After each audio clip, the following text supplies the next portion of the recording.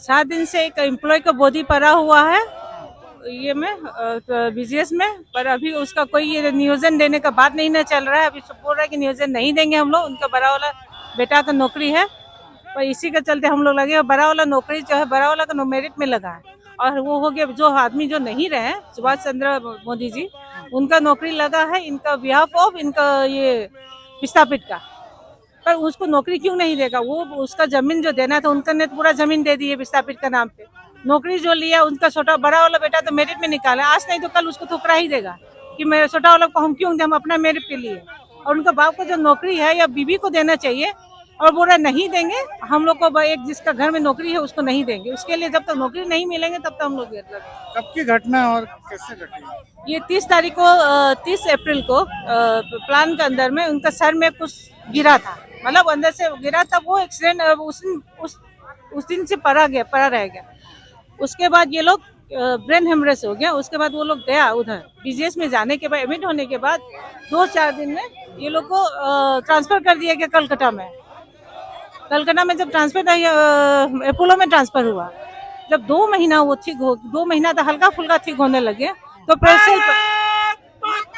Cell प्रबंधन ने बोला कि हम लोग के पास इतना पैसा नहीं है उनका ट्रीटमेंट का, वापस आ जाओ। 30 लाख हो गया, 40 लाख हो गया, पैसा नहीं, वापस आ जाओ।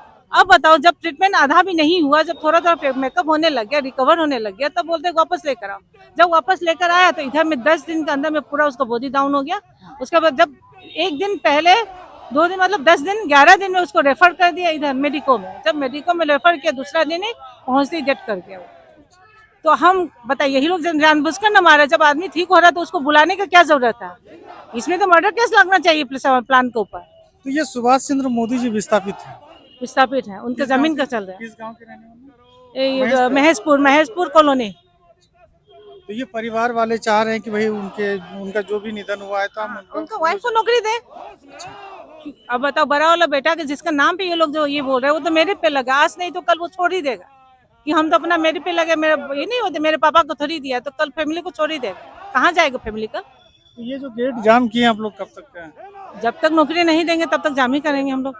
जब तक नौकरी नहीं देंगे तब तक जाम करेंगे। इधर भी कई भाई लोग हैं। जी दादा, बताया जाए। 17 तारीख को मृत्यु हुई है। अभी तक बॉडी बीजीएच मर्चरी में पड़ा हुआ है।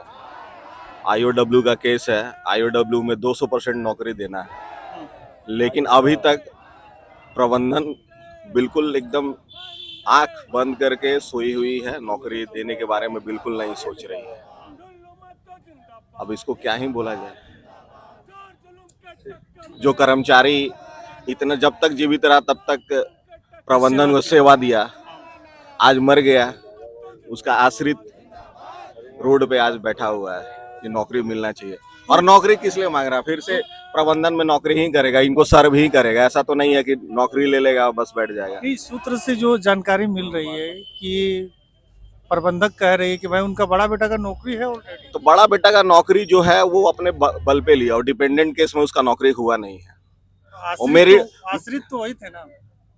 आश्रित वही, ठीक, आपका कहना सही, आश्रित वही थे, लेकिन उनकी शादी हो गई है, उनका अपना परिवार है, वो अलग रहते हैं, तो कैसे आश्रित हो गया? अगर ठीक है, अगर आप बोलते आश्रित है, अगर कोई भी अगर डिपेंडेंट अगर किसी सरकारी नौकरी में चल जाता है तो जिसका वो आश्रित ऑटोमेटिक उसके आश्रित से खत्म हो जाता है। ये भी मालूम है, ये गवर्नमेंट एक्ट है। अगर कोई किसी का डिपेंडेंट बच्चा अगर वो नौकरी में लग जाता है, प्राइवेट या सरकारी किसी भी नौकरी में लग जाता है, तो ऑटोमेटिक वो डिपेंडेंट से हट जाता है वो। तो ये बातें आप लोग प्रबंधक से क्यों नहीं कह रहे हैं? बिल्कुल कह रहे हैं, वो सुनने के लिए रेडी नहीं है। बस वो बस रट बना लिए कि हमारा एक क्लाउज है, उस क्लाउज में ऐसा ऐसा होता है, हम नौकरी नहीं दे सकते। ठीक है भैया, संबंधित विधायक सांसद जो हैं इस क्षेत्र के, बोकारो के, उनको आप लोग अवगत कराएं इस मामले? बिल्कुल अवगत कराए हैं। क्या कहना है उन लोगों का? वो वार्ता कर रहे हैं, लगातार वार्ता कर रहे हैं चेयरमैन से। अभी सांसद हमारे दिल्ली में है। 7 दिन अनशन, एक तो उनका पति मर गया, अनशन पर महिला बैठी है, 7 दिन एक लंबा समय होता है। हम लोग बैठे हुए हैं उनके साथ, हम लोग सांसद प्रतिनिधि हैं, लगातार बैठे हुए हैं। और एक मैं अकेला सांसद प्रतिनिधि नहीं, ये भी सांसद प्रतिनिधि हैं। एंजेला जी वो भी सांसद प्रतिनिधि हैं, ये भी हमारे भारतीय जनता पार्टी के हैं, ये भी बैठे हुए हैं। लगातार हम लोग सब बैठे हुए हैं। विशाल गौतम है, वो भी बैठे हुए हैं। ये जो गेट आप लोग जाम कर दिए, गेट जाम करने का बस यही उद्देश्य है कि हम लोग पहले 18 तारीख से लेके 22 तारीख 21 तारीख तक बीजीएच में बैठे हुए थे। बीजीएच में बोला गया कि यहाँ इसेंशियल सर्विसेज है, इसको आप लोग बाधा मत दीजिए।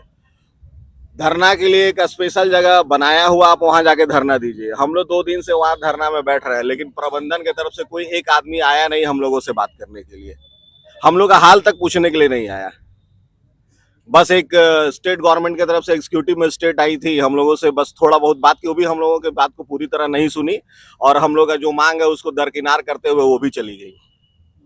इसलिए हम लोग यहाँ पे बैठे हैं। हम लोग का उद्देश्य यही है कि प्रबंधन जागे, देखे कि हम लोग कितने तकलीफ में है, मृतक परिवार कितना सफर कर रहा है इससे।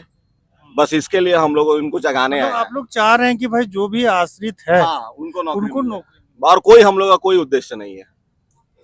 तो ये सीधी तस्वीर इस वक्त आप लोग बोकारो के ये जो इस्पात भवन है, एडीएम बिल्डिंग है, वहीं के गेट के सामने से हम दिखा रहे हैं। और ये देख सकते हैं तमाम माताएं बहनें और कई भाजपा के खास करके सांसद प्रतिनिधि यहाँ पर बैठे हुए हैं। जिला महामंत्री से भी हमने बात की और भी कई भाई लोग हैं।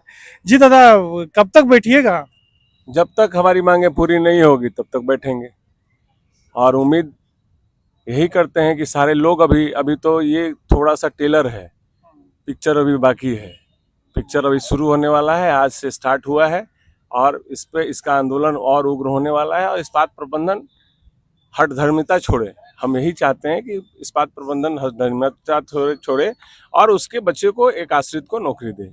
आपने पूछा हमारे सहयोगी से कि उनका बच्चा डिपेंडेंट है, नौकरी में है, तो सर क्या एक आदमी के खाने से दूसरे आदमी का पेट भरता है क्या?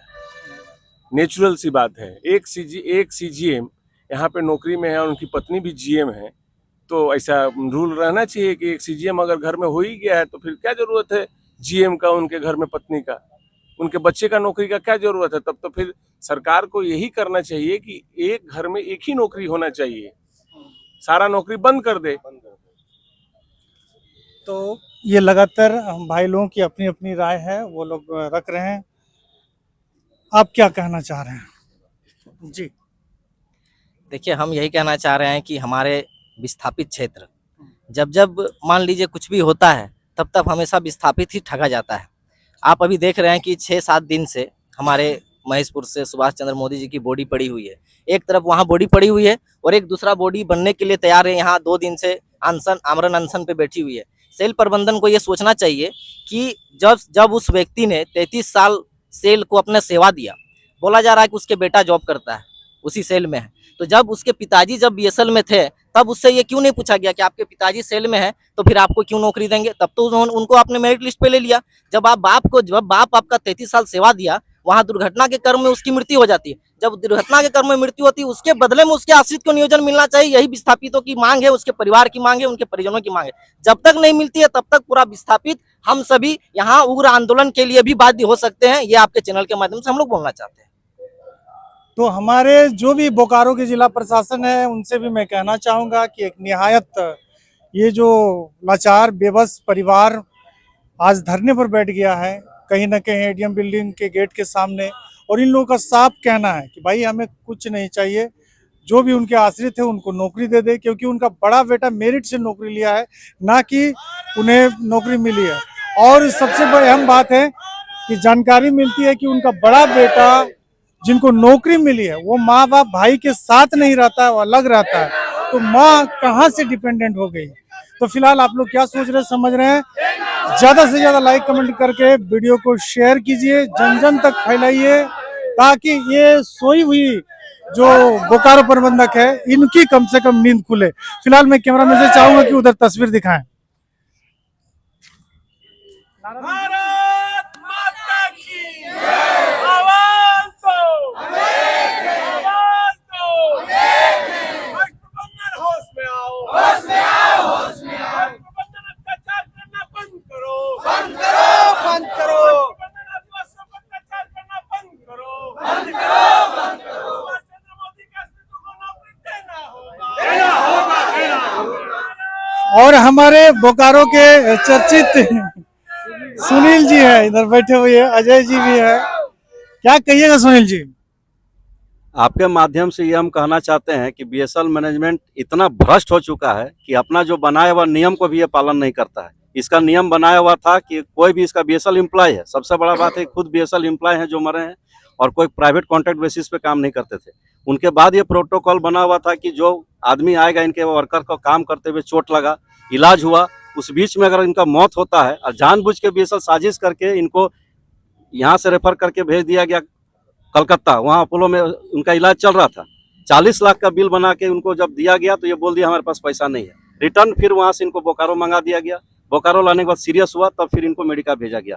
इतना बेशरम मैनेजमेंट है यहाँ का, इतना भ्रष्ट मैनेजमेंट है और इसके सारे अधिकारी इतने बेशरम है कि आज हमारे 7 दिन से मृत कर्मचारी जो उनकी धर्म पत्नी है वहाँ पे भूख हड़ताल में बैठी हुई है और इनको थोड़ा सा भी शर्म नहीं है। सारे ऑफिसर अधिकारी दलाली करने में लगे हुए हैं। इनको शर्म नहीं है कि एक बॉडी वहाँ मरा हुआ है और एक जो वहाँ पे माता बैठी है मरने के कगार पे जा रहे हैं और सारे लोग बैठ के एसी में मजा ले रहे हैं।